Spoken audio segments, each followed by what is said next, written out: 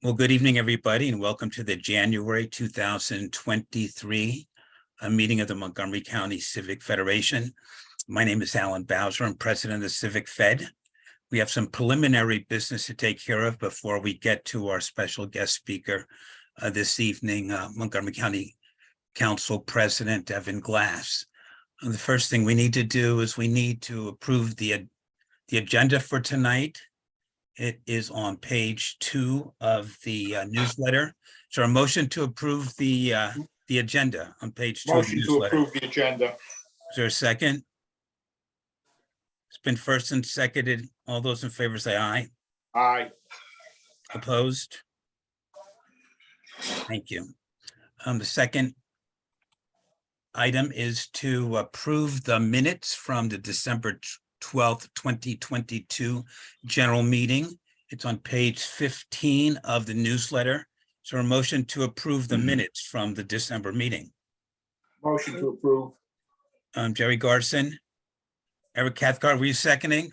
No, I just wanted to make a quick correction on page 20. It was in the minutes that I'm representing Parkside Civic. I'm representing North Hills of Sligo Creek. Okay, Civic. Thank you for that correction. With that correction, is there a second? I second.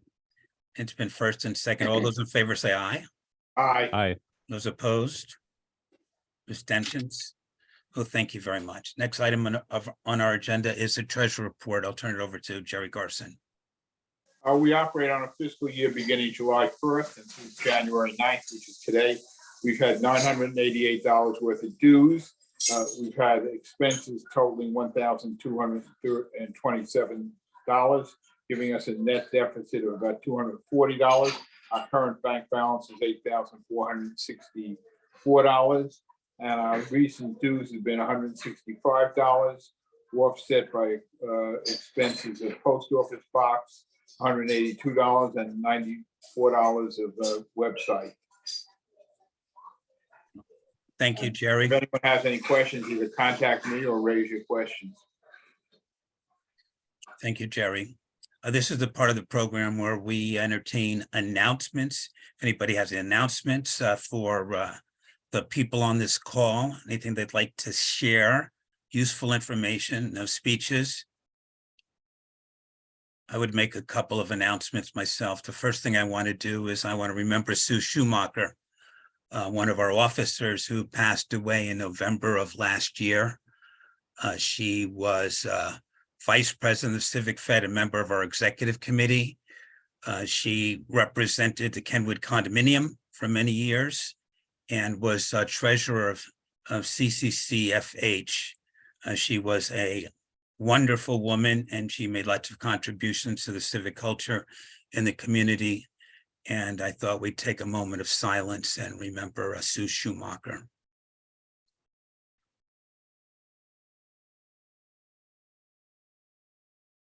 Thank you all. Two other quick announcements. Next Monday is the Martin Luther King Day of Service. The county, as usual, has many, many programs where you can give back to the community. A lot of them have to do around the Montgomery County Volunteer Center, a lot of things going on at the Marriott in Rockville. You can go to their website and see how you can participate. One thing I saw today is the Potomac Conservancy has got a lot of stream cleanups throughout along the Potomac and Rock Creek.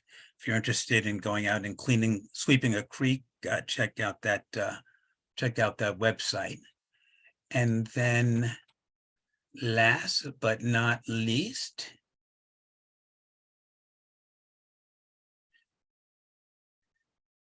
as many of you know, the Montgomery County Council is looking for candidates for the planning board. That application is due January 13th at 5 p.m. You can go to the county's website for more information, and maybe the council president will tell us more about that. Laura Stewart, do you have an announcement? Yes, first of all, for those that don't know me, my name is Laura Stewart, and I work a lot on PTA issues. So I wanted to share with you that I am with the state PTA and a part of the Maryland Education Coalition. The Maryland Education Coalition will be holding a town hall on January 31st. All are invited. And Eric Ludke will be providing our keynote. He'll be our keynote speaker, and then we'll have question and answer time. And we'll be talking about the new administration and goals for the upcoming year for education in Maryland. Laura, just real quick, Eric, what was the last name? Ludke? Laura, if you want to put information in chat, please feel free. Okay, I'll put it in the chat. Great, thank you. I'll do that. As secretary, I'm trying to keep track. Well, welcome again, everybody. We've got a good crowd this evening for our special speaker. Our speaker tonight is Montgomery County Council President Evan Glass, also chair of the Transportation Environment Committee. And we're looking forward to hearing from him. Evan is a good friend. We go way back to the Silver Spring Citizens Advisory Board and to the South Silver Spring Neighborhood Association and Conservation Montgomery and Safe Silver Spring. I've got a lot of connections to him, and he's always been making a huge contribution to the civic culture in the county. And I couldn't be happier to have him step up and talk to us this evening. There's lots of things that he's involved in, and hopefully we'll have some questions from him at the end. Evan, I'm going to put you on spotlight, and please, thank you so much for being here, and we're glad to see you. Well, thank you, Alan, and thank you for playing all the greatest hits. You know, I've enjoyed working with you for 20 years or so to make our Silver Spring community a strong and vibrant one. And speaking of the Silver Spring Citizens Advisory Board, I was just attending their meeting virtually from 7 till 7:25. And as Laura Stewart mentioned earlier, she and I and Dan, and I'm not sure who else on the Zoom, but we started our day at the District 18 breakfast in person at the Tasty Diner at 7:30. And so I am going strong. And I got my glass of water here and look forward to the next hour or so conversation with you all. So let me just share with you a little bit about where we are, about where I am, and then we'll open it up to questions. Where we are is the beginning of January. Happy New Year, everybody. And it has been about a month and a few days since this council and the county executive were all inaugurated for the start of this term. And because of all of you, I am super excited to be serving on the most diverse council that this community has ever had. Not only have we grown from 9 to 11, but we have grown in diversity, more up-county representation, more female representation, and I am just so honored to be included with all of these partners, with these stakeholders, to do the good work that we need. But sometimes when we grow and change, sometimes there are growing pains. And one of the things that I was first tasked with doing was coming up with a committee structure to figure out how we can go from 9 members of the council to 11 members of the council using the mathematics that were currently in play. And you all are insiders, and so you know the committee structure. But with 6 committees having 3 members each, how do you add 2 members? And so the idea that I originally had in mind was to create a new committee so that we had more outlets for more conversation, more transparency, and more oversight. And I asked our council staff to do an analysis of the committee structure of the 6 standing committees. And they did an analysis and came back with a statistic that I thought spoke for itself, that the Fed committee, the Planning, Housing, and Economic Development Committee, met for 60% longer than all other committees. And you all know that the reason that the Fed committee meets so much longer is because they do a lot of the nitty-gritty work on planning and on housing and on zoning. And that is why they met for 60% longer. All the master plans and sector plans, and yes, Thrive over the last 18 months. But one of the things that they didn't really spend a whole lot of time on was economic development. And so in this last election, over the last year, regardless of who you voted for any of the county or county council or county executive offices, we all talked about economic development. And we talked about it from different perspectives with different outlooks. And yes, some people had different goals, but we don't have enough time at the council to adequately talk about it. And so I worked with my colleagues to split up the Fed committee.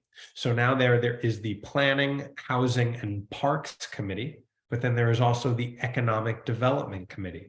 So if your policy prerogative is to attract more Fortune 500 companies from around the world and around the country to come to Montgomery County, this is the place for that conversation. If you want to make sure that Montgomery County is not only the 4th largest bio hub of life sciences in this country, and you want to make it the 3rd largest hub, this is the committee.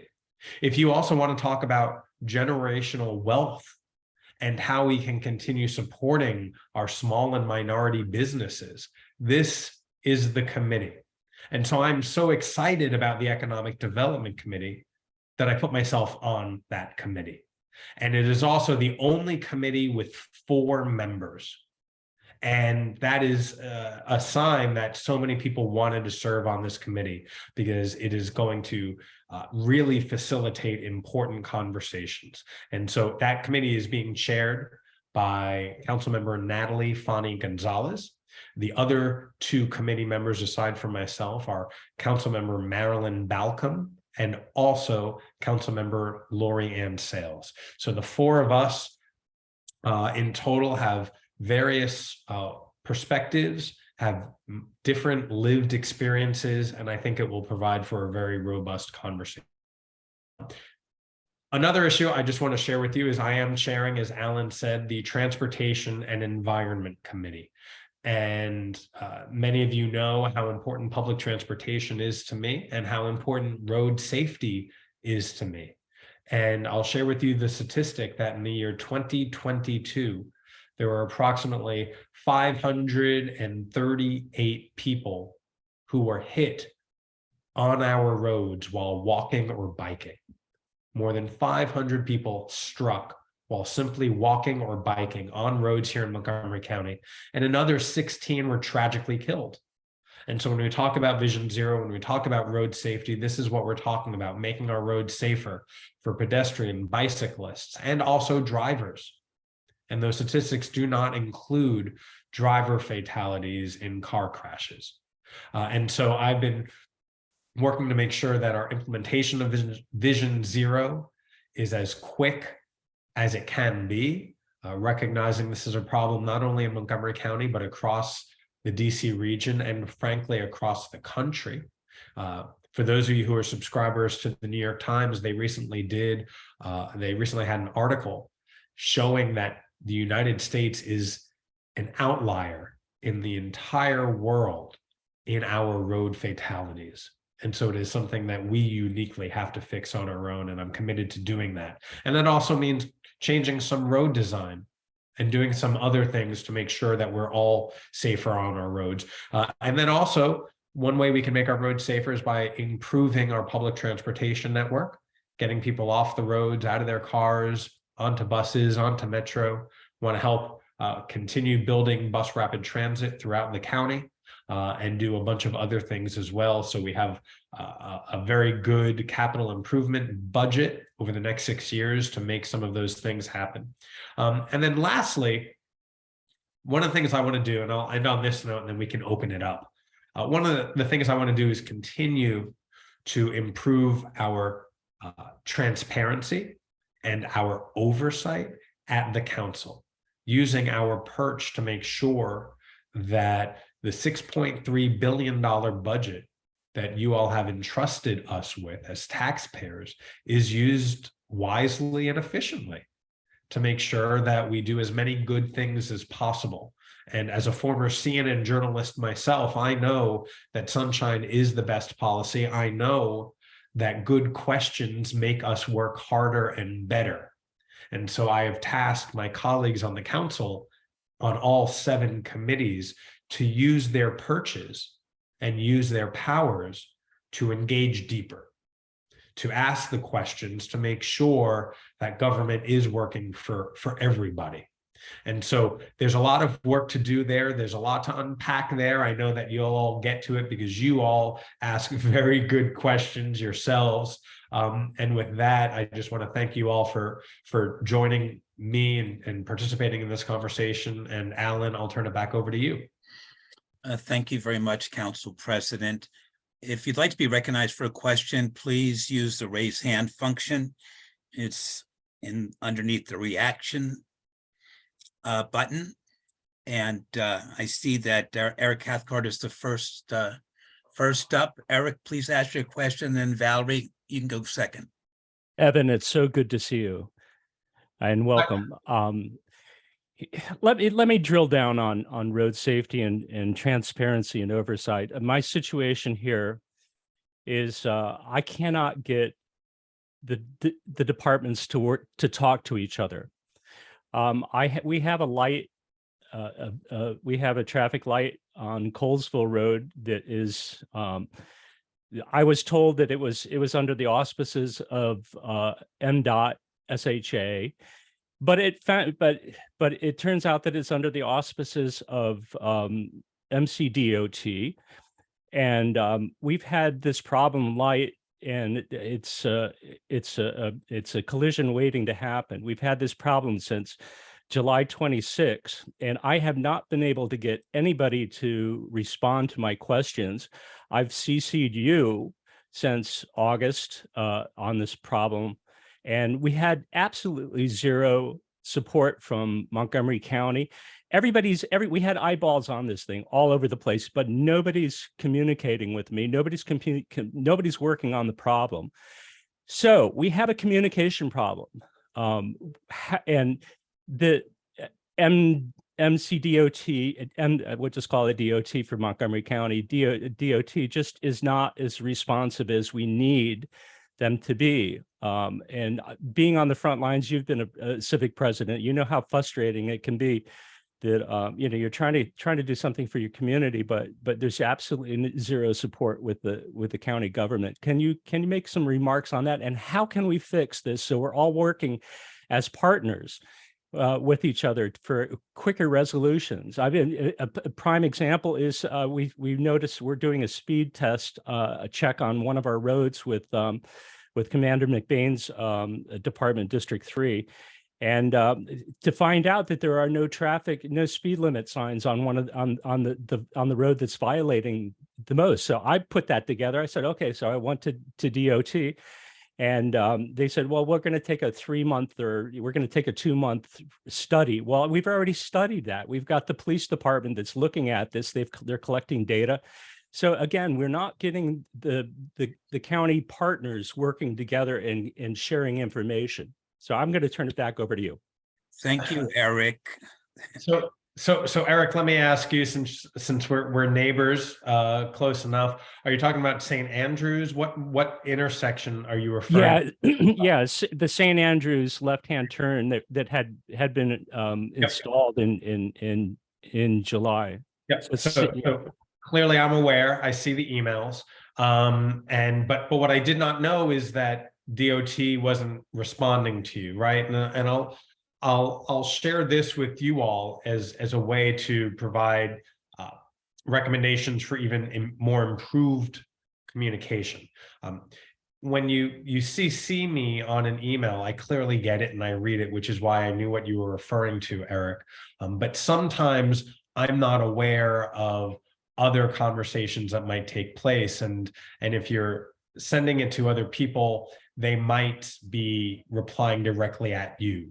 And so in this instance, if you want to flag something for me and make me aware of it, which you've done, please continue doing that. If you are requesting follow-up or there's some frustration, please write me back and personally write me so that you flag it for me. And then I will take the next steps and bring it to MCDOT or SHA or whatever. But sometimes when there's a lot of people in the mix, it's hard to know who's responding privately or whatnot. But point here is that I have seen your emails. I apologize on behalf of MCDOT for that they have not replied, but let's continue this conversation offline and we'll get to the bottom of it. Okay, Eric? Oh, yeah, and the same thing with MCPS, where we had a bus route in the afternoon where it was from East Silver Spring Elementary. The kids were on the bus for 80 minutes. And we're trying to get an answer from MCD from public schools. Why can't we get, why can't we fix that route? And again, I included your name as a CC, and we didn't get any response, any support from the county. Eric, let's circle back to some of your concerns at the end of the conversation. Okay. Let other people have questions. Council President, some people raised this question.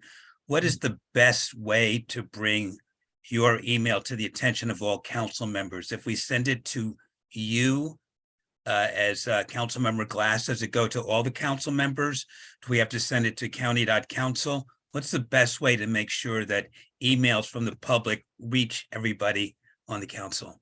So I know that there's been some confusion about this, and I too have been confused about this, especially during my first term, recognizing that there are individual emails, there are office emails, there are staff emails, and then there's that county.council@montgomerycountymd.gov email. What I would strongly recommend for everybody is to personally email each council office. So in my case, it would be councilmember.glass@montgomerycountymd.gov. And I would do that for all 11 members. What the county.council email does is it goes into a general inbox that is shared with all of us. And I look at that inbox. I am basically given a daily digest of it. So I see who has written in and on what issues they've written in. But it's delivered a little differently if you email my office. And I think Joy Champalou, who is on my team, is putting my personal email there. I know you all know how to find that. And I would do the same thing for all 11 council members when you really want them to see something. Thank you very much. Valerie Barr. Okay, I think I'm unmuted now. 2 questions about downtown Silver Spring. The first is just where do we stand with the Discovery Building? So that whole story. But more importantly, the safety in downtown Silver Spring appears to be deteriorating. And our Aikido dojo was one of the buildings that got shot up last fall. And the perception, from people is that it's becoming dangerous to walk. People won't walk down Georgia Avenue anymore. The clubs seem very unsafe after dark. So just, safe Silver Spring, how do we reverse this trend?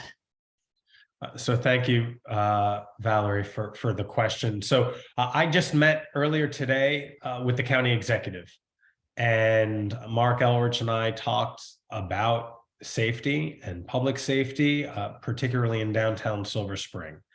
And I had been engaged in this conversation with him for a very long time and asked for some updates. And you might have seen in the media that he had talked about creating a new district, a 7th district for the police department that would be headquartered in downtown Silver Spring. That idea is nothing concrete, but it's part of a package that he and Chief Marcus Jones are looking at in ways to make sure that residents in downtown Silver Spring and in other parts of the county are safer and have the resources, recognizing that our police department is doing mighty work, but not everybody wants to take overtime. Not everybody wants to come to downtown Silver Spring on their off hours. And so there's a lot of different tools in the toolbox to help make that area safer. One thing that has been deployed for more than a year now, you'll notice, you mentioned Georgia Avenue, and particularly some of the bars and clubs on Georgia Avenue. There are some eyes in the sky. There are some cameras that have been deployed, and they have been working. They've been keeping that area safe, particularly in the after hours. And another thing that the county executive and I have been working on since last summer was making sure that the bars, clubs, and other establishments that are open late at night are conforming to the laws. That if you have a liquor license, you can only serve liquor and alcohol during set hours. And if you are serving alcohol and you do not have a liquor license, you will be closed and or fined. And that measure has been taken as well. People don't typically hear about that. And I encourage the county executive to make sure people hear about that as well, because we're only hearing about incidents in the media that are very discerning and very concerning. And I get that. And so what I want to make sure is that people recognize that we are working to keep downtown Silver Spring and other downtown areas safer. But are also, statistically speaking, not, how to word this, statistically speaking, the situation is not as bad as some might make it. And this is a difficult thing to unravel and to share with the community. But the facts speak for themselves. And so while we have to continue making people feel safe, we have to also make them feel safe. And that's what we are currently working on. Just a brief note. I understand our clubs are open later than many others, including the district. Is there any thought of changing the hours? We are not open later than the district. That is absolutely not true. 10 years, more than 10 years ago or so, I was part of the Montgomery County Nightlife Economy Task Force, which was constituted by former County Executive Ike Leggett, trying to figure out how to improve nightlife in Montgomery County. And one of the things that were determined is that all of our restaurants closed rather early. And so we extended the hours, I think from 12 or 1 o'clock to 2 o'clock. But DC has later hours than we do. They don't even have some of the food requirements that we do, so they could have real, quote unquote, real clubs and bars. Ours have food requirements, so they're not even technically full-blown bars and restaurants. But I have heard people who want us to revisit that. And so I suspect that might be part of the conversation, but I think that we can mitigate that by making sure that there are plans in place, that the restaurateurs are conforming to our laws. And quite frankly, if they are not, then we should look at liquor licenses and other permitting issues to make sure that they are good stewards and good neighbors. Council President, I would just mention that both the police chief, who was our guest in our December meeting, and Commander McBain, who regularly meets with us for our quarterly meetings with Safe Silver Spring, both said that some of these establishments are open to 5 o'clock in the morning, and it's become a focal place for people from Prince George's County and DC to come to Silver Spring, and that they wanted to revisit the hours. So that's what they told us. And a lot of the problems that we have happen early in the morning. So I think we need to continue to monitor that. And I'll just add on this before we move on. So the witching hours are between 2 and 5, and that is correct. But no establishment is legally allowed to serve liquor during those times. So they are either underground or acting illegally, which allows us to take other measures to make sure that they're either no longer in business or operating safely. Thanks. Cheryl, you're next. Hey, Evan. I think you probably know Woodside has a large Orthodox Jewish community. And on this side of Georgia, they walk to services across Georgia Avenue. And I was really pleased when the Montgomery Hills Forest Glen plan included a provision that was approved by the council a couple of years ago to ask for a protected hawk signal for that intersection. And I learned recently, a few months ago, in September actually, that the State Highway Administration did a study, which I can't get a copy of, and decided that the intersection doesn't warrant a protected signal. And this has been a long battle we have. The Highway Administration doesn't want to slow car traffic down, but honestly, it makes me sick every time I see families, they cross 3 lanes, stand on the little narrow cement highway, hanging onto their kids until it clears the other 3 lanes, and then they go across. And it's just very insulting, I find, the idea that somehow underneath it all is this notion of why don't they just drive? Well, they don't have that option to drive. And I find the whole thing just insensitive and kind of gross. And so right now, Will Smith and Jared Solomon are working on trying to get that hawk signal. And I'm just asking if you would lend your name and your help to that effort. It's been going on for 10 years. Jeff Waldstreicher made a big effort to get a signal there 10 years ago and failed. The priority always is how much car traffic is there and is it going to slow cars down? And I don't think that should be the priority anymore. I think that we've kind of moved past that thinking. I agree. I agree, Cheryl. And so thank you for raising that. And, people like you, everyone on this Zoom who's been advocating for safer streets, it has made a difference.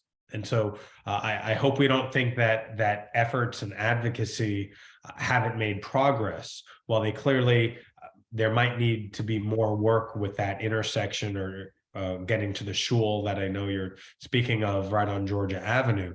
The reality is, over the last number of years, particularly the last 5 years, SHA has finally come around to recognizing that downtown Silver Spring, Rockville, Bethesda, wherever we are in Montgomery County, is not the same as Carroll County and Hartford County, and that not all state highways are literal highways for cars to go 65 miles per hour. And Georgia Avenue, Rockville Pike, Veers Mill Road, whatever they might be in our area, are more urban, more dense, more walkable, more bikeable, and they need to be treated as such. And so 5 years ago, 4 years ago, the SHA came up with new priorities for those different areas. They're calling them different zones.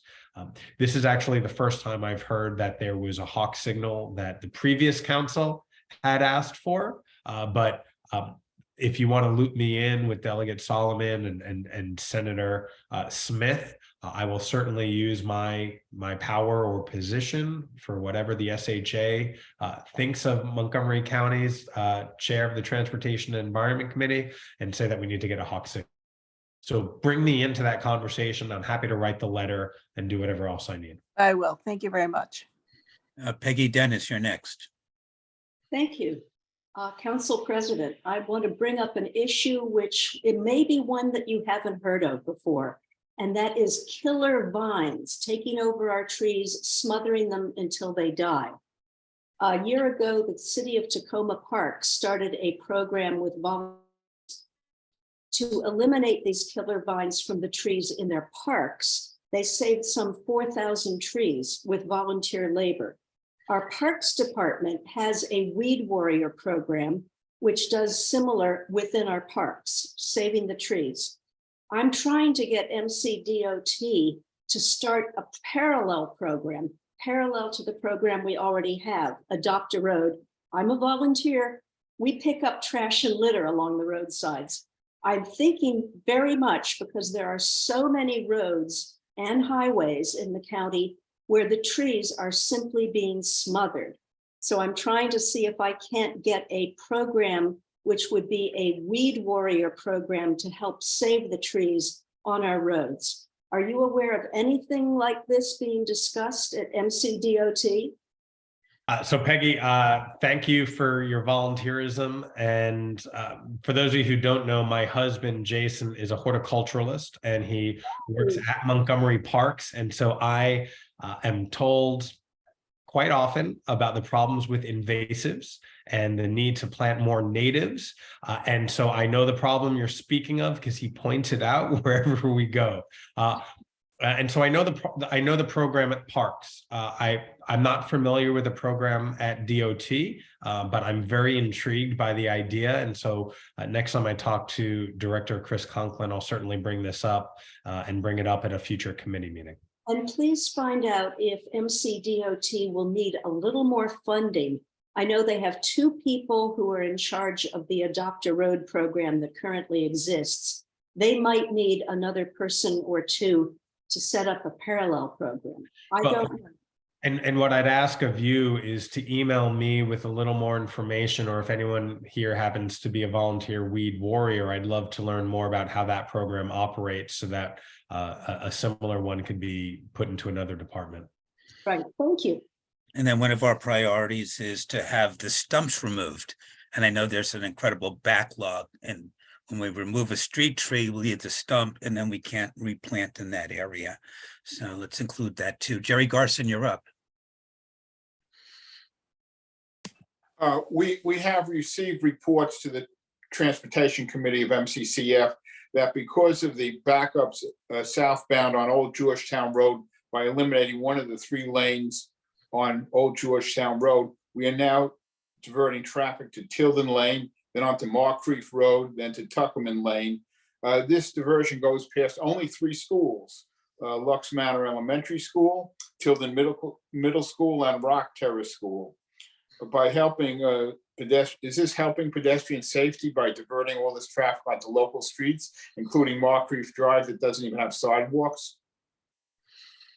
So thank you for that question, Jerry. So I'm sure everyone is familiar with what Jerry is talking about the new bike lanes that are on Old Georgetown Road.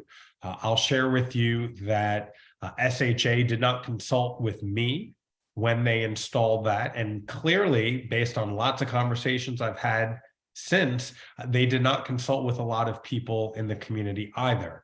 So what ended up happening is over the series of a few days, they installed those bike lanes and people didn't know how to use them. People had been driving normally, and all of a sudden the white poles were erected, and what was normally a right-hand turn became very confusing. And I understand the confusion, and I understand the frustration with the lack of communication. What SHA has told me after I spoke with them and asked what happened and why I'm receiving lots of concerns from residents in the community, they have said that they are undertaking a transition period where they're going to continue providing information, or actually I rephrase that, where they're going to provide information to nearby residents, informing them about how the bike lanes operate, and I believe on how to better navigate them. And then some point in the spring, they will make a determination on what to do next. And so I think what we're doing, or what they are doing right now, is helping the community adapt to this new lane configuration. And I have heard that there is spillover into some of those side roads as well. And so I have asked MCDOT about what that cut through or side traffic might be. But we need to, I think, take a step back as well and recognize that the reason the State Highway Administration and the District 16 delegation moved forward with this project is because we've had a number of people killed. And building these bike lanes, this infrastructure, was not simply to accommodate the bike riders or other individuals. It was to mitigate a real problem that exists. And so I know there is frustration, and I know that there is confusion. And so what I am encouraging SHA to do and also the Department of Transportation here in the county, is to figure out how we can move forward and how we can make this area safer for pedestrians, for bicyclists, and of course for drivers. Because if we build infrastructure and drivers do not know how to navigate between it, or drivers disregard it, that certainly does not make it safer for anybody. I agree with that, Jerry. But there has to be some transition period. And SHA has said that they will reevaluate it later in the spring.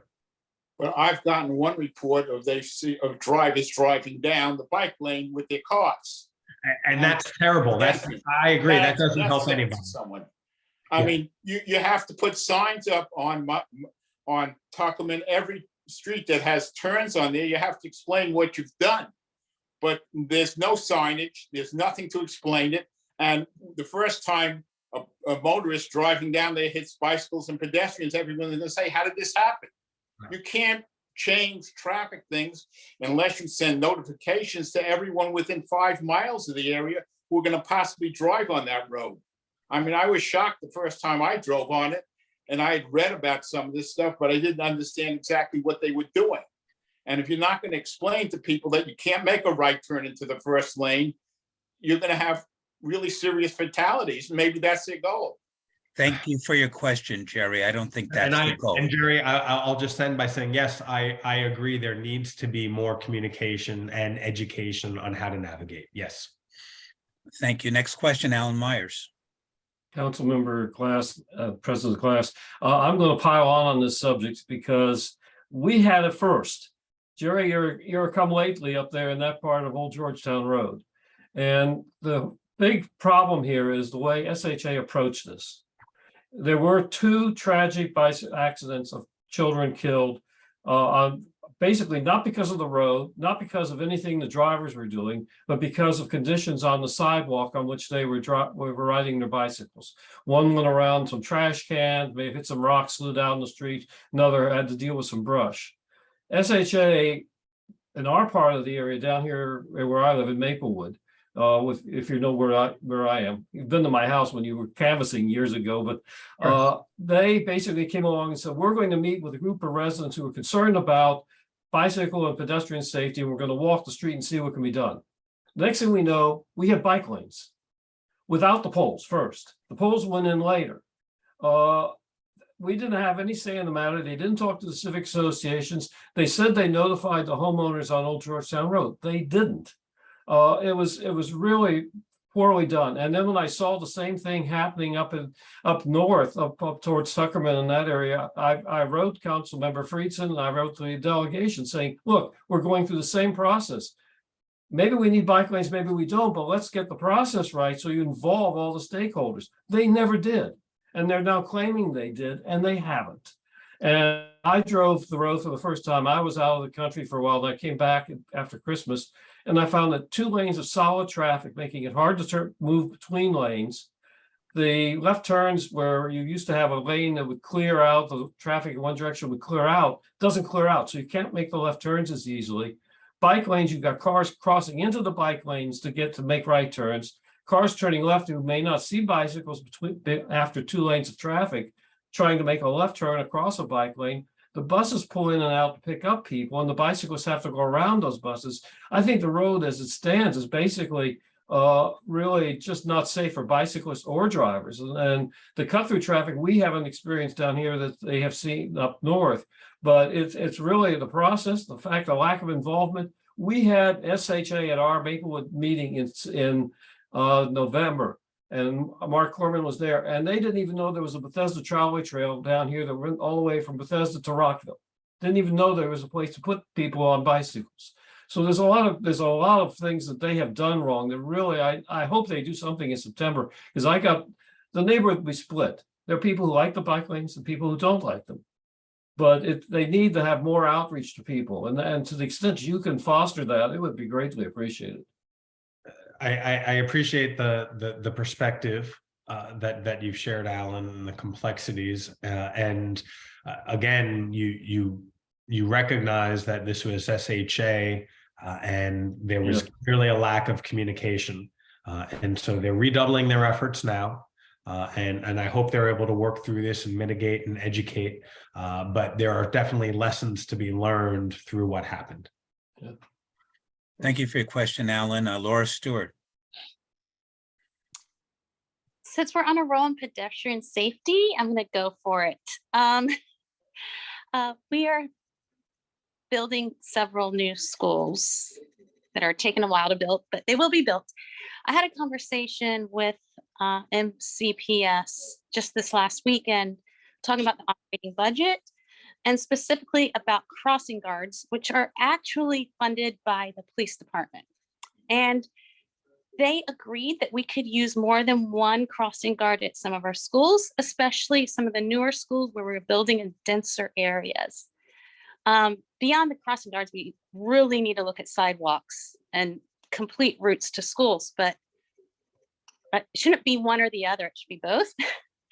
And I know we get a lot of money from those bus tickets, so I was hoping that maybe we could invest a little bit more in some crossing guard help so we can have less buses on the street with busing for safety instead of distance, and we'll have more kids walking and biking safer to school.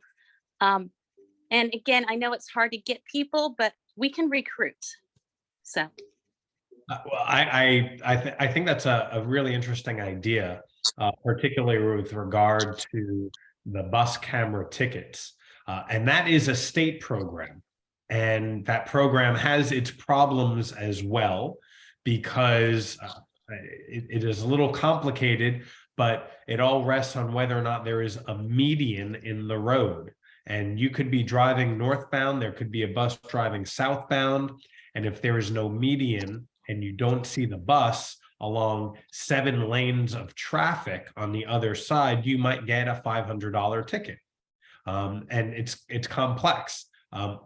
There is actually legislation that I think it's Delegate Moon, don't hold me to that, but I think it's Delegate Moon about requiring that half of that half of that bus camera fine money go towards improving infrastructure in that immediate area where that fine took place. And I think that is an interesting idea as well. But sometimes you never know where those incidents and those tickets are being dispensed. But if you were to take a spin on that and do what you suggested, right, and maybe use half of that money for infrastructure, and then the other half of that money quite possibly for crossing guards or some other mitigation.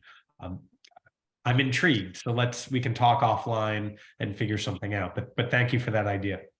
yeah, just safer routes and getting kids outside walking. So Yep. Thank you. Thank you. And the other thing, I'll just add, Alan, one more point. I've asked over the last number of years, trying to have joint committees with the Transportation Committee and also the Education Committee to figure out how MCPS devises its walk strategy and its busing strategy, and making sure that kids are safe on their way to school. Because my heart breaks every time I get an alert about another pedestrian incident, and it's a kid who is waiting for the bus, who is walking to the bus, who is walking to school. Those are the worst. And we got to do better for them. And so I have tried to task MCPS. And now that I'm chair of the committee, I will make sure I task them even more. Ira, before I call on you, I'd ask the council president this question that came in by a text message. It's about increasing tree canopy and the updated forest protection. Apparently, there's a proposal from the planning staff that's been sent over to the council. I guess the council didn't get a chance to act on it during the last session. You talk about your commitment and priority about tree canopy and increased forest protection. Yeah, so thank you to the texter. So increasing the tree canopy and updating our forest protection. And so the planning board did provide a recommendation for forest protection, and that was sent to the council last year. And I think it languished because of various reasons. Not because I had any problems with it, but there was a lot going on last year. And so what that does is update our forest conservation law. It did have a public hearing several months ago in October, but then it did not move forward in the Transportation and Environment Committee. And so I'm chair of the committee. I am committed to moving it forward. I will share this with you because it had a public hearing in October and it never had a committee work session. I actually think that that this council, this new council, a majority new, would benefit from the public hearing. And so as I look at the full council agenda, I am very inclined to bring it back to a public hearing so that all of my colleagues, a majority of whom are new, will be able to hear how important this is and the important perspectives that you all and others will bring to it, because we know that trees and forests provide various ecological functions, and the carbon storage and the nutrient cycling and the water and air purification. I don't need to explain it to you all. I know you get it. And so what I want is for my new colleagues to get it as well. And so I'm fully committed to moving it forward, and we'll be adding it back to the agenda very soon. The texture will be very happy. Ira, please. You're up. Hi, hello again. I wanted to first thank you for the breath of fresh air and accountability and transparency that you're talking about. And it's not an easy job. I think we all understand that. And please ask for my help and our help. I wanted to echo the comments about bike lanes and SHA and county communications. We had this issue come up a year ago, a big deal in Kent Mill, where we had a bike lane that was disturbing traffic and very unsafe.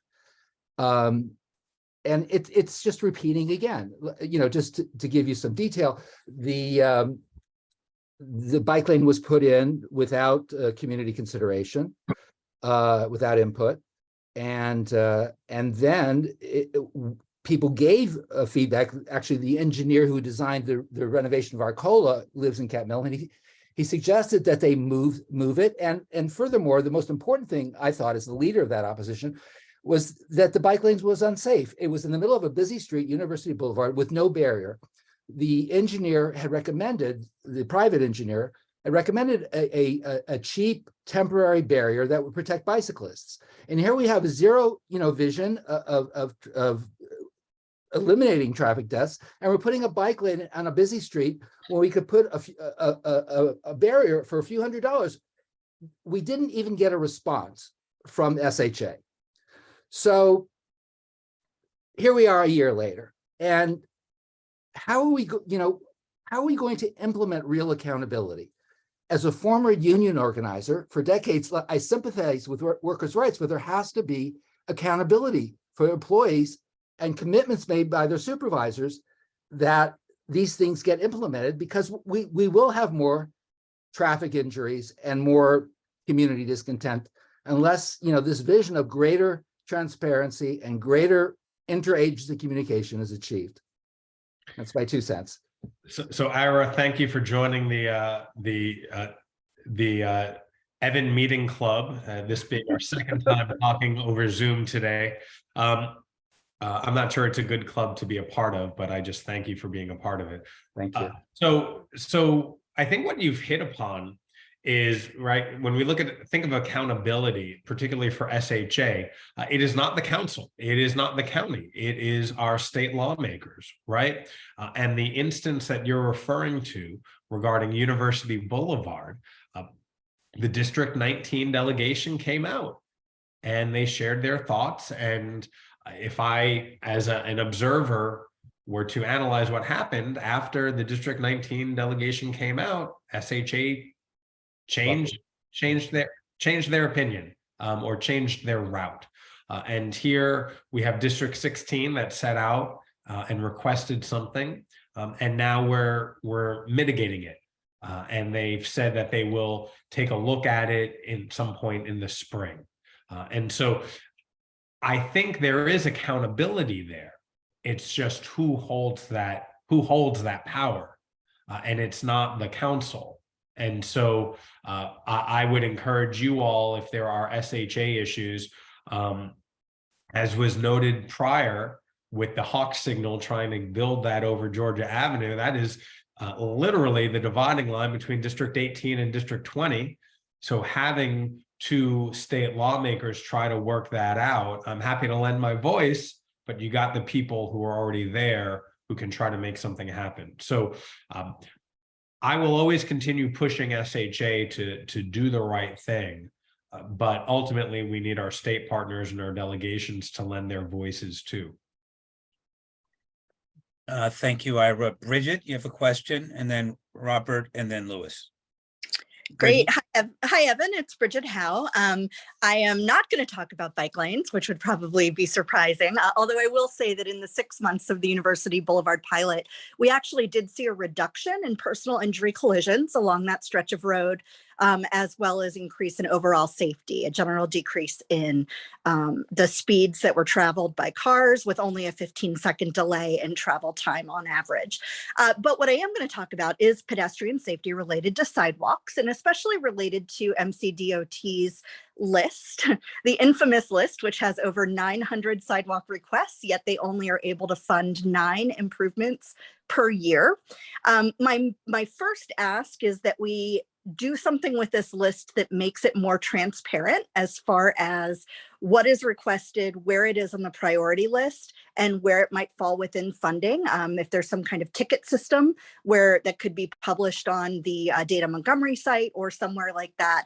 And the second is that we really need to be very clear about what the priority will be for sidewalk construction. My preference would be, of course, equity impact areas and school zones. Where I live in Wheaton, the elementary school my son went to was very walkable from my house, except for 3 of the roads between my house and school didn't have sidewalks. So until he was old enough that I could trust him to walk, I ended up driving him a lot. So all of that to say, I do think that there's an opportunity with really looking at the Department of Transportation and the sidewalk construction program and how it's communicated, the accountability that they have, and how we can be more aware of what they're working on. Yeah, so Bridget, you raised a really good point, and I'll expand upon it a little bit, that even for all the communities that want sidewalks, we don't have the money to build them all. And there have been systems that have been put into place over years that I think require a fresh look. And as we have naturally occurring turnover and more younger families are moving into certain communities that are wanting sidewalks, and as we are growing and getting denser and our population continues increasing naturally, I think that it is worth looking into our processes and seeing how we can more fairly and equitably, to your point, make our communities safer. And so I'm on board. I've already been having some of these conversations. I will share with you that in February, I will have my 4th annual Vision Zero Town Hall that I've been having over the last number of years. We're going to be on site at a location, and I'll share more with you when we're ready to publicize it. But I have a few more things to say about road safety, and we'll be saying that and more at this Vision Zero Town Hall in February. So don't be shy in your communication, Bridget, and stay tuned for more information. Thank you, Bridget. Thank you, Council President. Robert Janko, you're next. And you're muted. Thank you. I want to talk about transparency. The prior council, which, is history, but they seem to reduce the transparency. In particular, when I went to council meetings to testify, they reduced the speaking time from 3 minutes to 2. And I really, really didn't find 2 minutes, or really couldn't make my point and explain why. So I just made my point, and it's just like no context. So anyway, that would be an improvement there. And I thought the prior council did a lot with, let's have a private meeting and let's make an excuse. And let's invite the lawyer in so we can say, you know, we had a lawyer there, it was, you know, things we didn't want to speak about. But even though you have a lawyer in some of the topics, you may not be able to, you know, talk about everything, but you should be able to open up some of these meetings more. Because I don't think anybody is too comfortable with a private meeting. And the last one is support for MCPG 105-20. This is planning, trust, and transparency. I got the word that all the council members voted against this resolution. And we were talking about transparency, and I've read through the bill, and you know, a lot of things are just transparent. So what's the problem? I appreciate the question. There's a lot to unpack there, Robert. So let me first start with testimony. I agree with you that 2 minutes is inadequate. And I know this is a public forum, but I'll say it amongst friends. I will be changing that policy. I do plan on restoring the time people get to speak in their public testimony, restoring it back to 3 minutes. And so I've been working on that. You'll be hearing more about that, but you're absolutely right. And I want the public to be able to share their thoughts in a thoughtful manner. In 2 minutes, I don't think is adequate time. That was something that was done during COVID, when we were on Zoom, when we were accommodating public testimony from dozens and dozens of people, and we had more people participate in county processes and in public meetings than ever before. And the way that was determined at that time to accommodate that was by reducing testimony. We're no longer in those constraints, and so we'll be going back to 3 minutes. Oh, thank you. So, the other issue was about the state legislation, and I presume you're talking about one of Ben Kramer's bills, Senator Kramer. Right. Yeah, planning and trust and transparency, his bill. Yes. So he introduced a number of bills, and so not knowing the total recall, not having total recall on which of the bills you're referring to, let me take a step back and say that this has been an unprecedented year in Montgomery County, particularly with regards to the Park and Planning Commission. There were a number of incidents and accusations and allegations that were all over the news. And I, as a former journalist, had people messaging me that it had been a very, very long time since Montgomery County made the front page of the A section of the Washington Post. And unfortunately, we made the A section when the council requested that the 5 members of the planning board resign. And that it was an unfortunate incident. And that is an incident that is still under investigation by the Maryland National Capital Park and Planning Commission. And it is considered a human resources investigation. And I cannot comment much further on that situation, since it is an HR situation by a state mandated agency. But that state mandated agency was created 97 years ago. Montgomery County was a far different place. Prince George's County was a far different place. And so the question I have raised very publicly, especially when I chaired that council session with Senator Kramer there, I said, given the unprecedented nature of what happened, let's have a conversation about this nearly 100-year-old agency. Is there a way to improve it? Should there be improvements? And unfortunately, the legislation elicited very strong feelings by a lot of people, and debate got shut down. Now, do I support that legislation? I actually didn't support that legislation, but I supported a discussion about transparency, and I supported a discussion about trying to improve a public agency that has been around for 100 years. And sometimes in this world of policy, politics gets to something first. And I feel that this was a case where the politics stopped and silenced a conversation about policy. But as a former journalist, someone who believes in good government, who wants transparency, who wants efficiency, I think there is absolute merit in having a conversation about a 97-year-old state-mandated agency and whether it should be improved. And I'm not prescribing what that improvement is, but I'm saying it should be important to all of us that we have that discussion. And I think that this was a missed opportunity. And so that those are my more broad thoughts about this.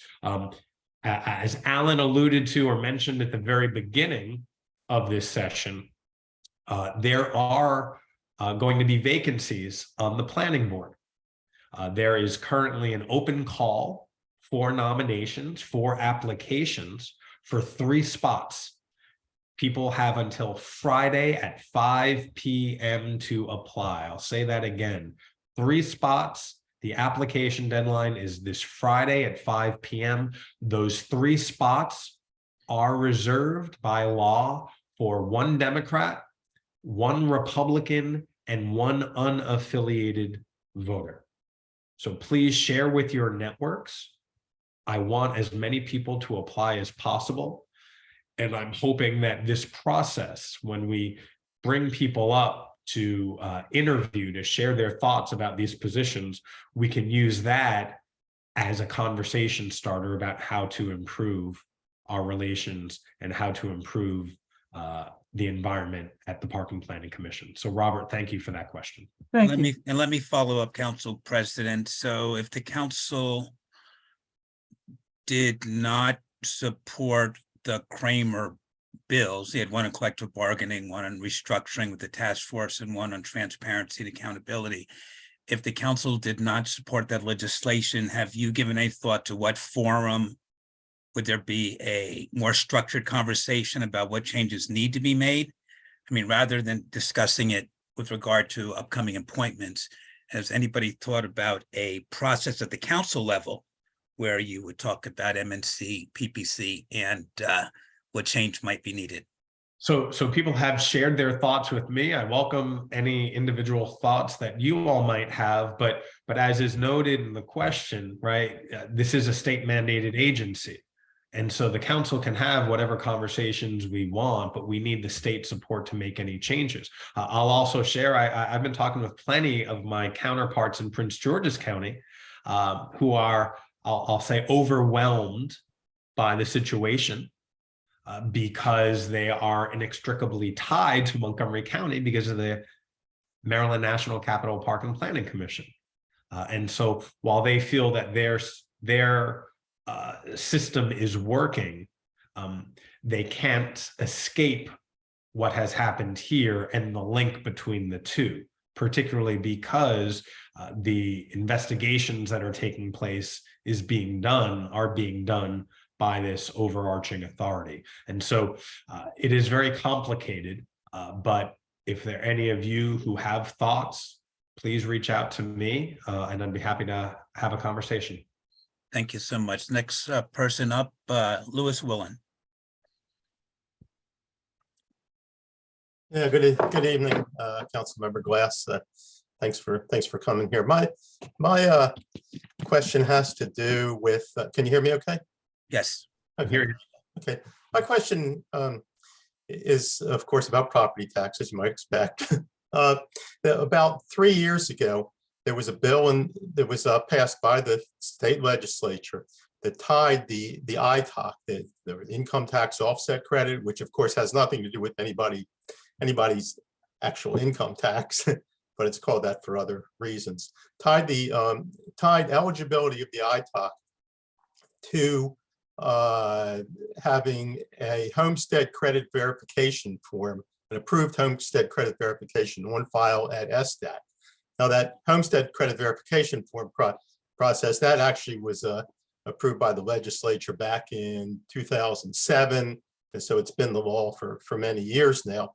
But what's been happening is the ITOC has been getting issued to, according to SDAT, actually about 70,000 properties each year, especially in recent years, and is what it is. For example, last year, in any case, it's always tens of thousands of properties, but currently about 70,000 properties that shouldn't be getting it. And so this law was meant to close that tax leakage, and it was to go into effect with the previous tax bills. That is the tax bills that came out July 2022, and that would have made it, had that been implemented correctly, about $50 million of taxes would have been, well, would have been correctly billed. But to make it, to give a quick summary there. But what the Elrich administration did was they said, no, we're gonna prospectively issue this credit to anybody to everybody whose house is coded in SDAT records as principal resident, yes, even if they have not submitted a homestead credit verification form.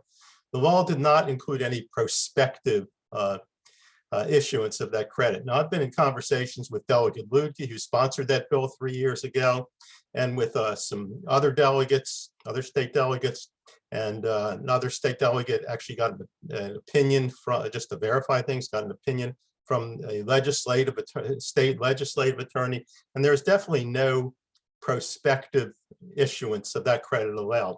So if you look on the Montgomery County property tax website, there's a video about this, and they've tried to legitimize this. The administration has tried to legitimize this maneuver with a video and by sending out a little memo with the tax bills when they came out in July. But what they did is illegal, and so I don't know if they're going to collect this money. Really, they say they're going to, and when I brought this to the, I'm almost done here. When I brought this to the attention of former Council President Tom Hucker last year, he said, we're monitoring it, typical Hucker response. This is what was done was not, did not comply with state law. And I'm wondering what the county council is going to do to fix it. So, Louis, thank you for that. This is the first time hearing most of that, right? So it's a lot to digest. But I'll add this: I don't think SDAT does a very good job. What SDAT has done, based on information I have requested by council staff, by the Office of Legislative Oversight, and by others, is SDAT is a state agency that evaluates home values and property values, and there are wild fluctuations and overestimates and underestimates. And I would actually prefer that SDAT come back to being a county function. It was once a county function, and then it was outsourced to the state, where it's not doing a good job, part of what you're discussing. And so this is a much broader conversation. This too also needs state authority to be fixed. And so if you want to share with me some of the information that you've shared and explain it to me, I'm happy to look into it. Well, I've set the conversations that I had with these delegates to the county council already, and several times. And this has nothing to do with SDAT. This is a county tax billing decision. Baltimore City is the only other jurisdiction that issues the ITOC. Baltimore City did it right. In fact, Baltimore City has been doing it right for years, even before the law was passed. So Baltimore City did not issue the ITOC to people who did not have a homestead credit verification form on file, or to put that in a positive way. Baltimore City issues the ITOC only to people who have that form of file. So this is not an SDAT problem. Yeah, SDAT has a lot of problems, but this is not one of them. SDAT did everything they're supposed to in this case. Well, let's follow up offline. You know how to find me, Yep. and share that information with me. Okay.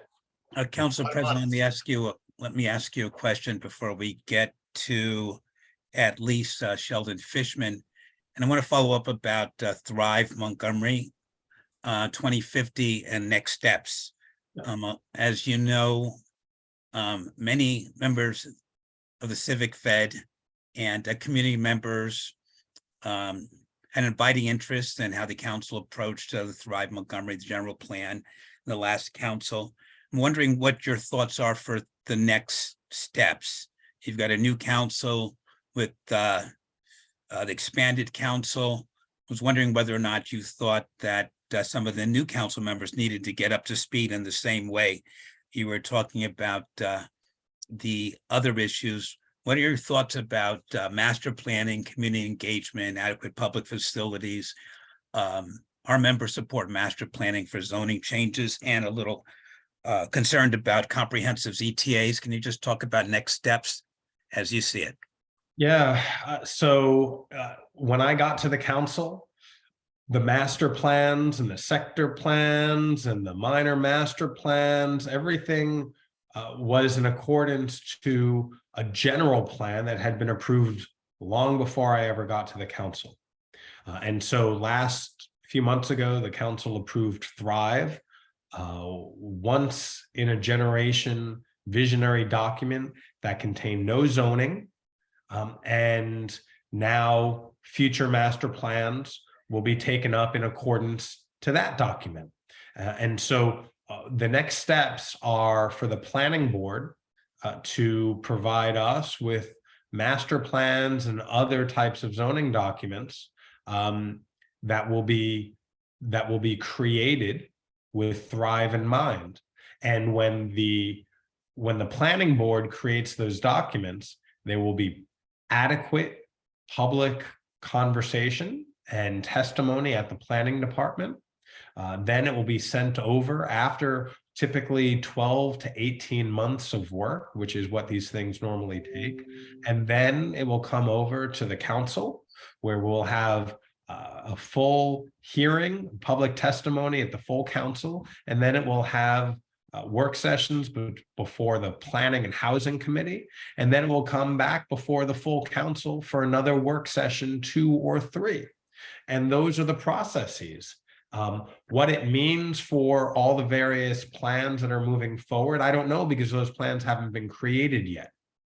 But I absolutely expect to talk with all of you and to hear the public input.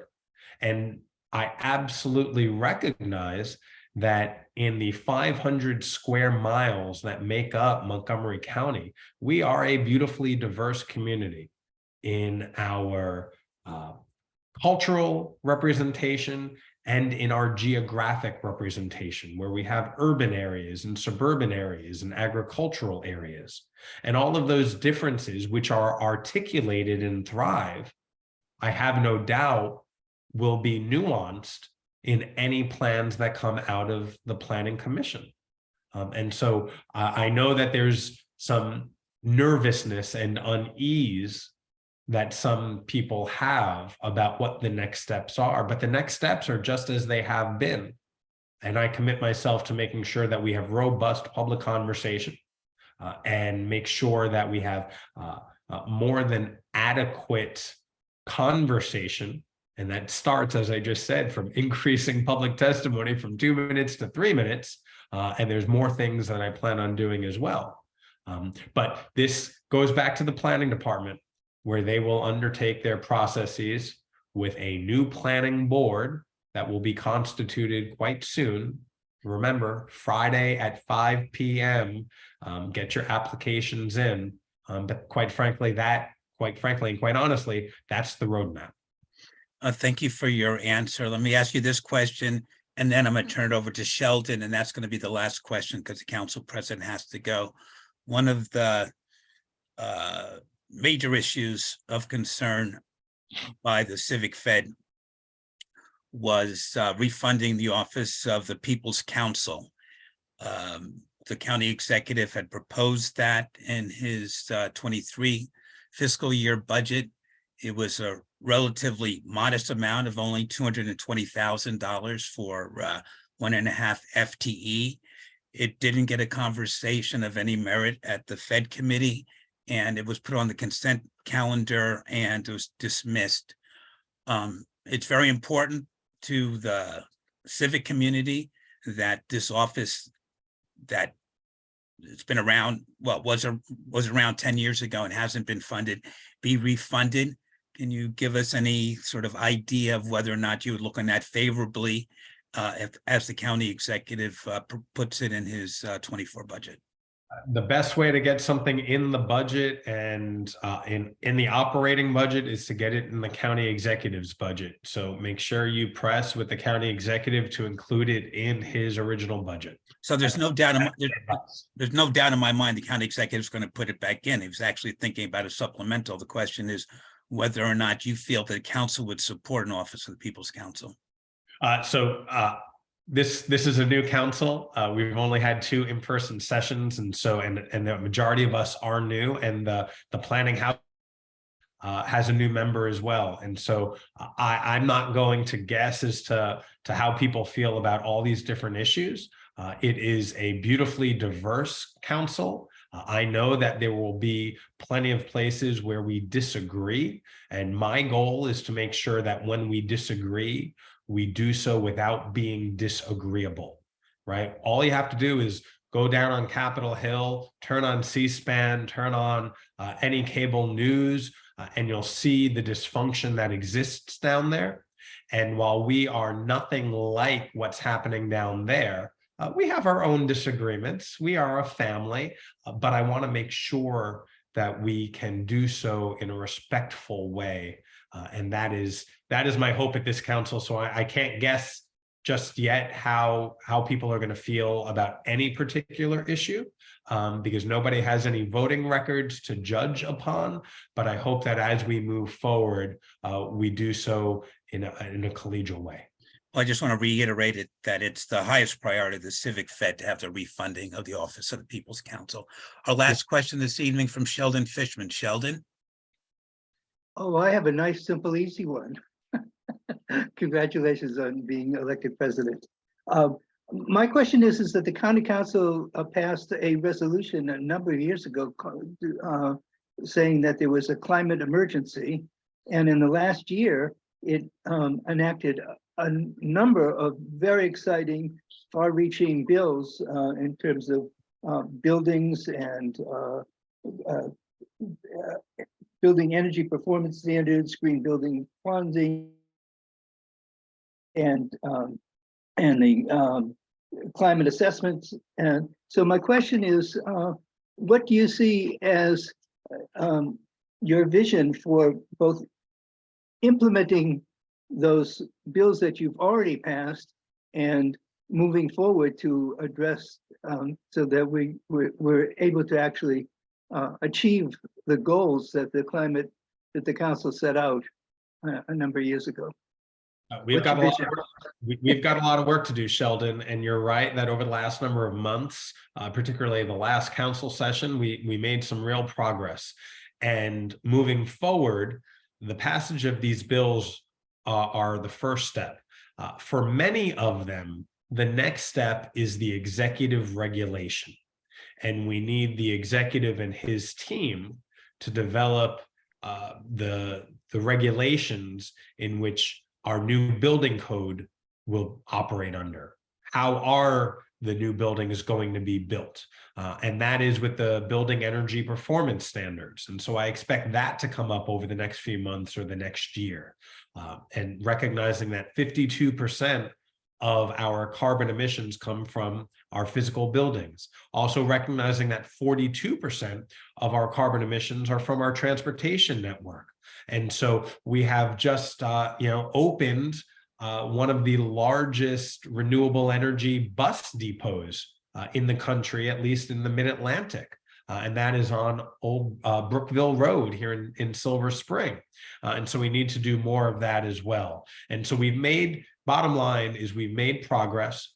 We need to turn the legislation into action, and that's by executive regulation. But then we got more work to do as well.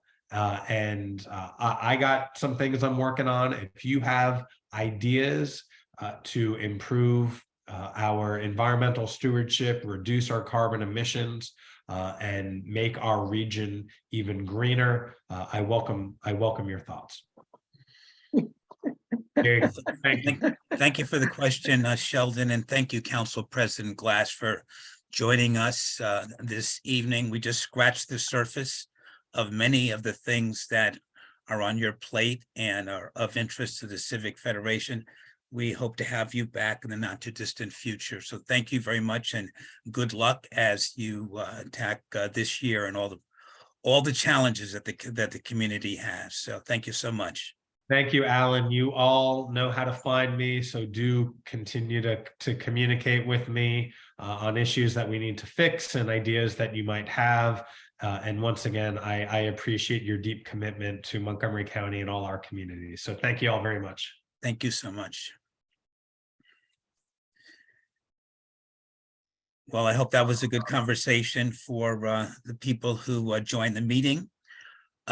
We can continue the conversation for a few minutes before we get to committee reports. Is there something that one of you'd like to say for the rest of us that we can note down and follow up for future meetings and discussions? Alan Myers, you had a question. Do you want to ask it now? Well, I was going to ask because I've served on the Sector Plan Advisory Committee for Bethesda, and I'm hopeful that the council, when it comes to doing sector plan, the sector plans for the county, will put together advisory committees rather than just hold hearings. It's much better for transparency, and you get a lot of different input that you would not normally get and just in the form of a hearing. And I'm hopeful we could push for that. The other thing is, for the Office of People's Counsel, I worked with Marty Clobber for a number of years, and people expected him to be their representative. He would come in and represent them like any attorney, and that wasn't his function. And he actually turned people off when he came to our East Bethesda meeting and spoke glowingly about things in the county. Where he was very helpful was as a mediator between things that needed to be resolved. He couldn't represent in terms of fighting an issue for you, he couldn't, but he could mediate very well. So I think we need to refine what we want in the Office of People's Counsel and the function, rather than build up an expectation that may not be met by that office. I appreciate that. We heard from Councilmember Jawando that as they concluded the budget discussion last year, that there wasn't enough money in the $6 billion budget to fund the Office of the People's Counsel. He also said that he didn't think that there was enough definition in the proposal that the county executive had made.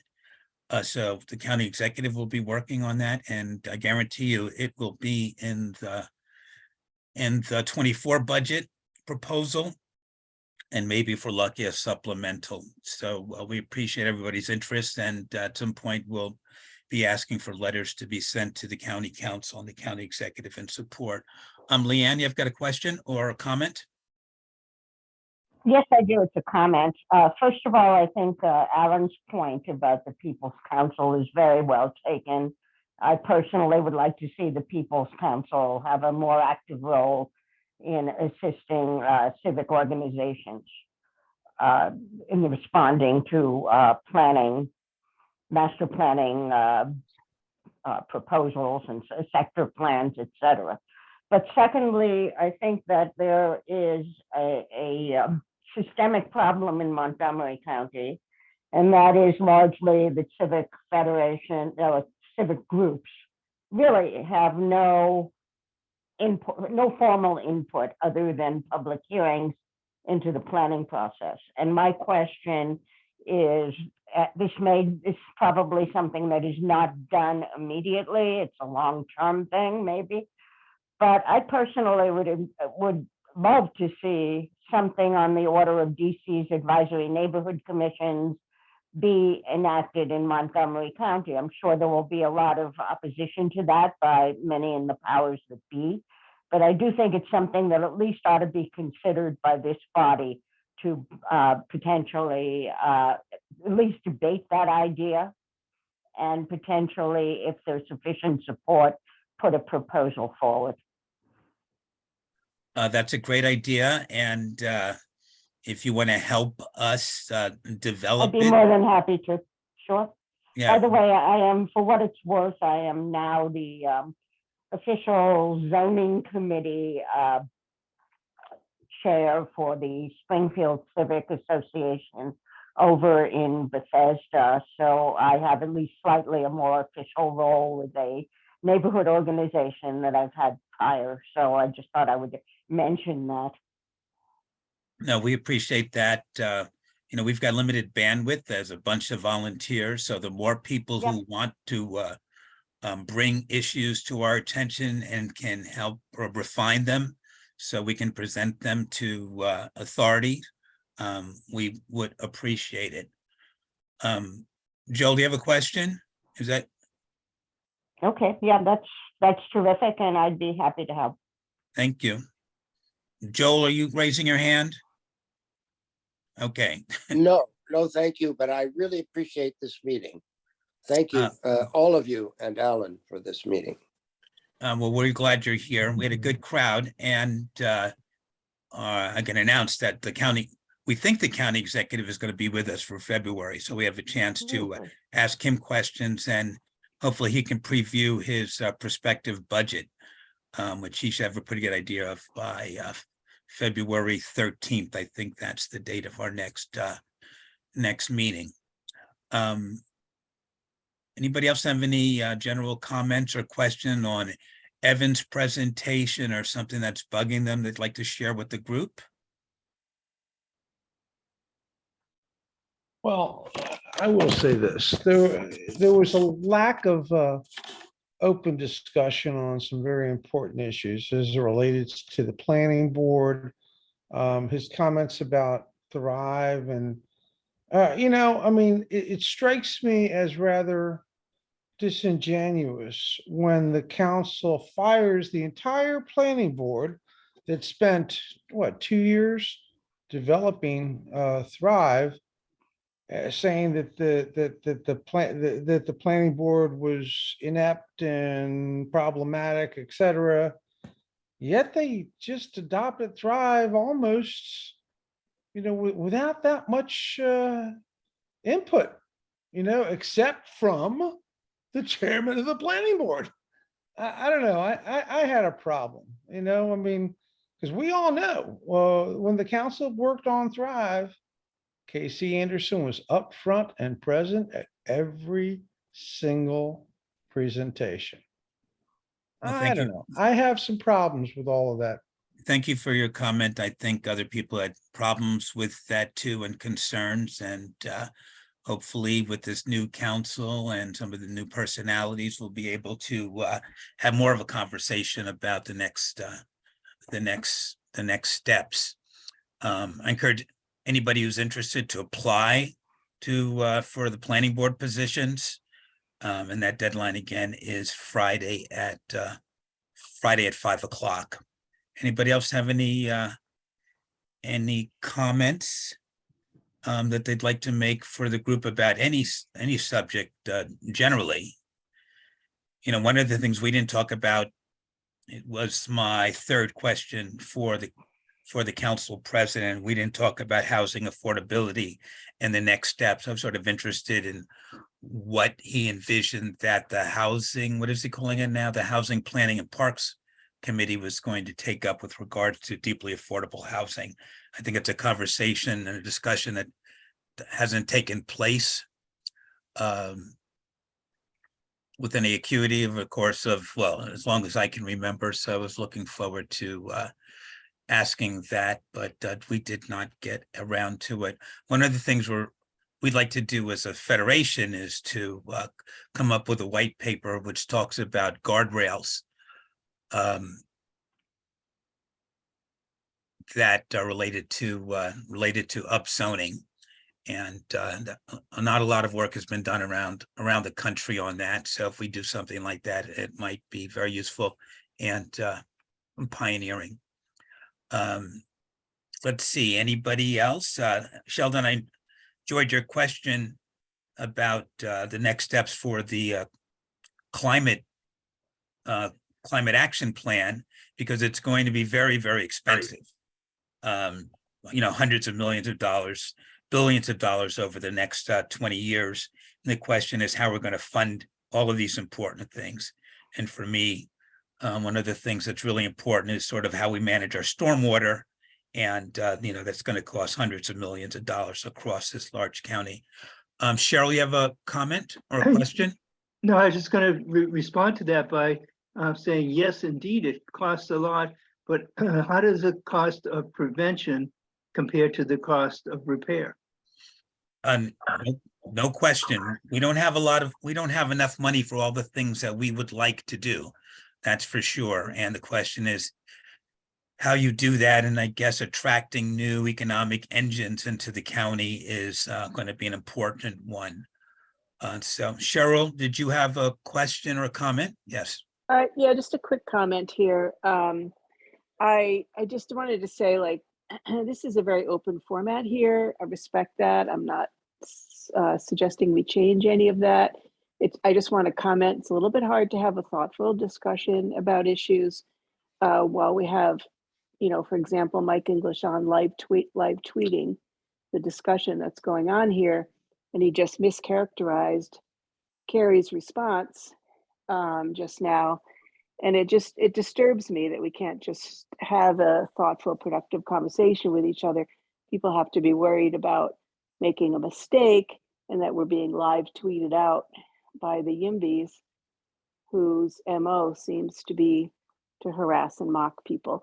So anyway, the participants should be aware that this is being live tweeted by Mike English to the YIMBYs. So we don't call names. In Civic Federation, we don't do that. We try to have a modicum of decorum as we have this conversation. Our meetings are public and people are going to do what they do, but we would ask nobody to mischaracterize discussions that we have. So Mike, did you want to say something? Piping in here, let me just yes, I am live tweeting this public meeting, which was on the public website.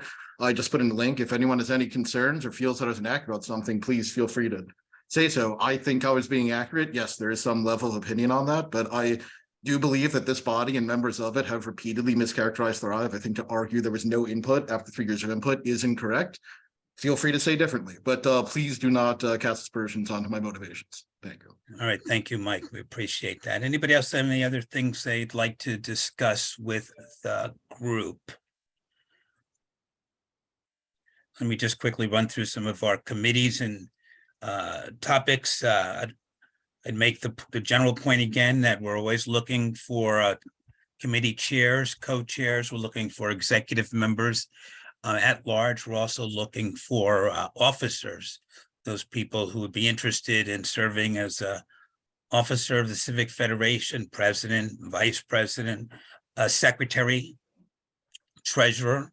We could use a deputy treasurer. We could use a deputy secretary. Please let us know. You can contact any of us about that. Because the more people we have, the easier it is to do this work, which can be very time consuming, but it's so important.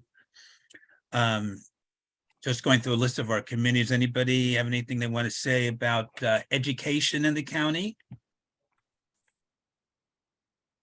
No hands. The environment, we talked a little bit about we talked a little about that. Anybody have an announcement or anything you'd like to say about the environment? Okay, what about anybody have any additional comments about land use and planning? I know I'm going to skip over one of our committees because I made just a quick list. Nothing on land use and planning. Public safety. I think we were all horrified by the murder in downtown Silver Spring before Christmas. I mean, that was the worst, almost the worst scenario you could imagine. It's just terrible. We've had conversations in other groups with the police about them stepping up foot patrols, increasing their visibility in downtown Silver Spring. They have a challenge because they are down, hundreds of officers from their regular complement. And so they're trying to make the best of a bad situation. I think the council president was aired when he said that the hours of these establishments weren't a problem. Some of them may have to stop serving liquor at 2 o'clock, but people are still going into some of these establishments and staying there until 5 o'clock and 6 o'clock in the morning. So I understand there's some conversations that are going on with people in Prince George's County and DC to try to get on the same page because of some of the criminal element is coming from other jurisdictions. Public finance. Anybody have anything about public finance? And thank you, Will and Lewis, for weighing in on that. It was a pretty complicated subject to discuss. And so we really need to see something in paper so we can really sort of dwell on it. Yes, there's an announcement that somebody just put into the chat that, and like I said, we'd like to have an element of decorum, even in our chat.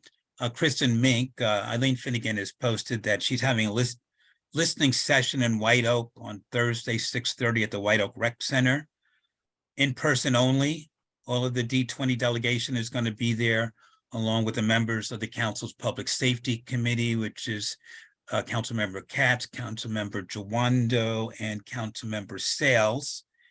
And I believe Commander McBain is also going to be there. So that's going to be an interesting and valuable subject. I hope the public has a chance to talk because that's a lot of electeds there. Anybody else have, and it's 9:14. Anybody have anything else they'd like to, Lewis, please. Yes, okay, well, I think I'm still the utilities chairperson. And so I do have some news. Actually, just recently, some Comcast cables and equipment fell from a power pole, a couple weeks ago, right just down the street from my house, right at the corner where Cashel Elementary School is, where literally hundreds of kids pass this equipment, which is, live equipment, not high voltage, but still live equipment laying on the ground. And the school tried to report it. And it turns out there's no way to report downed wires and things like that to Comcast unless you're a Comcast customer. If you go to their website, if you call them, you literally cannot reach anybody unless there's no path on their voice response unit to reach a person unless you are a Comcast customer or unless you say that you want to sign up for Comcast service. So this stuff sat there for days. Pepco said, no, it's not our equipment. Verizon said, no, it's not our equipment. It's Comcast equipment. Nobody could report it to Comcast. Anyway, I dug around in the Public Service Commission files online, found this guy's contact information, just posted in the chat, and called him. Well, I emailed him, and he got it taken care of.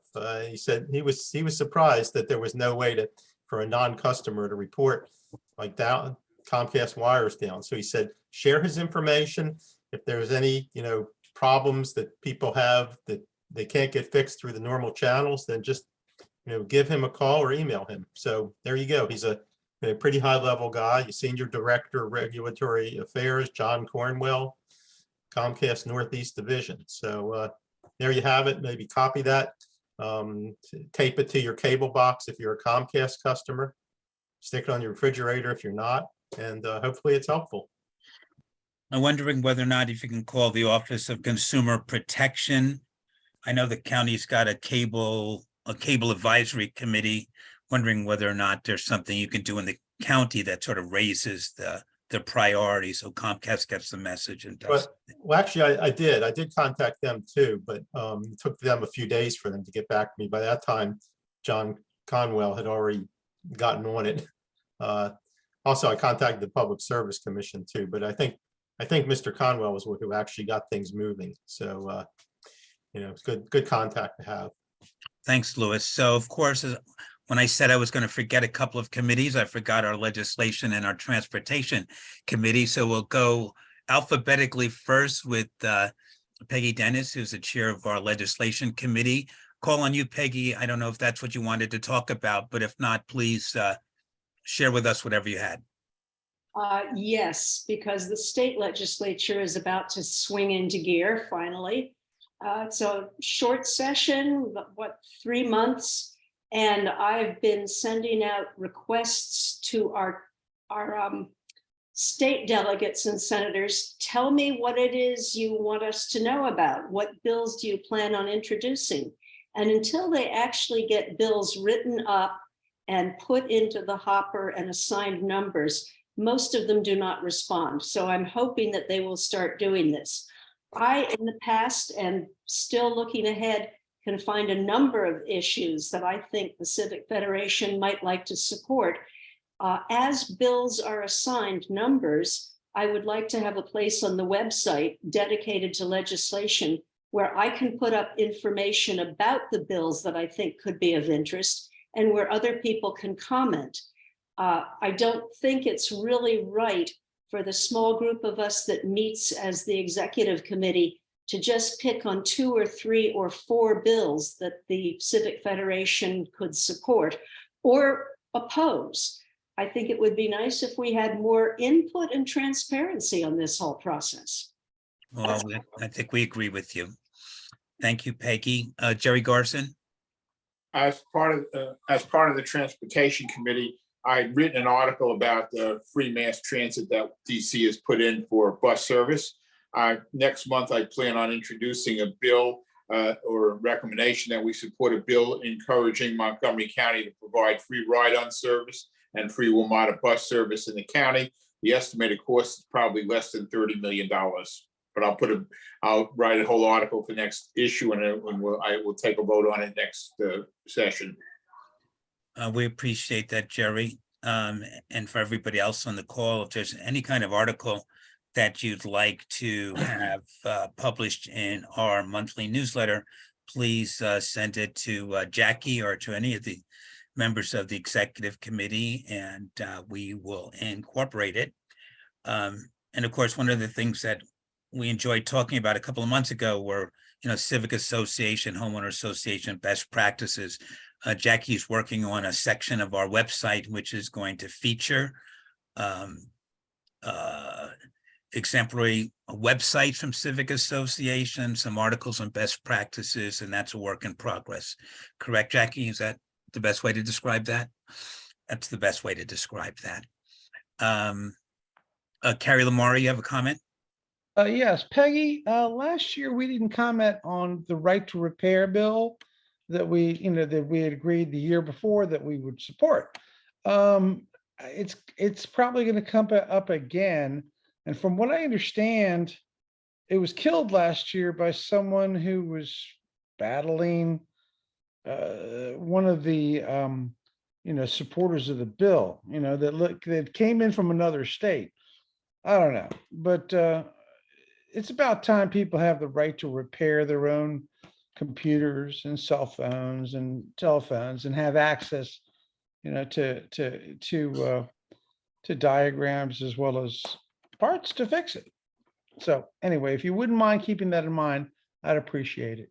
Hey, Carrie, I'm totally with you. And I'd also like to see a bill put in that would extend Maryland's lemon law so it doesn't cover just automobiles, but also 2 major appliances, refrigerators and freezers. The limited warranties on those are just outrageous, and it needs to be fixed. Well, if you could somehow, get that out to the county delegation that we support it, maybe early on, maybe that would help. I don't know. something to work on. There's a lot of legislation which is going to be coming out of the hopper over the course of the next couple of weeks. I remind you all that the new governor is going to be inaugurated next Wednesday. That's a public event.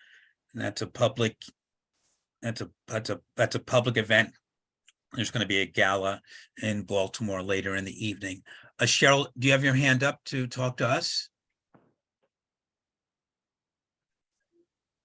Cheryl, yeah, Sorry, no, I just didn't know how to take it down. there you go. Okay. Sorry. It's the way it goes up. You push the button and it goes down. Oh, all right, I couldn't find it. Peggy, you have another question or No, comment? just an observation. The inauguration for the governor, I got a very, very fancy, flashy invitation to it, but also with a message that only by special invitation could you expect to be inside and seated. Otherwise, you may have to stand outside. And depending on what the weather's going to be like, people may want to think twice about going. Well, you know, the presidential inauguration is also outside in the middle of January, and sometimes you have to stand. You can't be up there in the days with the president of the Supreme Court. You have to stand outside and freeze your butt off. Jerry, did you have something else you wanted to say? Your hand was still up, Jerry. That was just on my proposed resolution for next month's session. I Okay. forgot to lower my hand. Okay. Anybody else have anything that they'd like to say for the good of the order? You know, one more thing, at some point in time, maybe we can invite Aruna Miller to a Federation meeting. I mean, we did once years ago with Governor O'Malley, and he did come, and we learned about city stats and, you know, a lot of his proposals. I'd love to listen to Aruna talk to the Federation, and maybe we could, you know, offer some input to her. Well, we'll see how about- we'll see how that works out. We've got the county executive, we hope, in February, and then we do have scheduled events. But we always have the option of doing something, you know, sort of off the schedule. Some people have talked about us coordinating a tree summit. There's a lot of interest in improving the tree canopy and preserving the forest. And I know that some of the delegates are interested in that, and Council President Glass is also interested in that. So maybe that's a special event that we can do. If there's no other comments, entertain a motion to adjourn. Motion to adjourn. Is there a second? Second.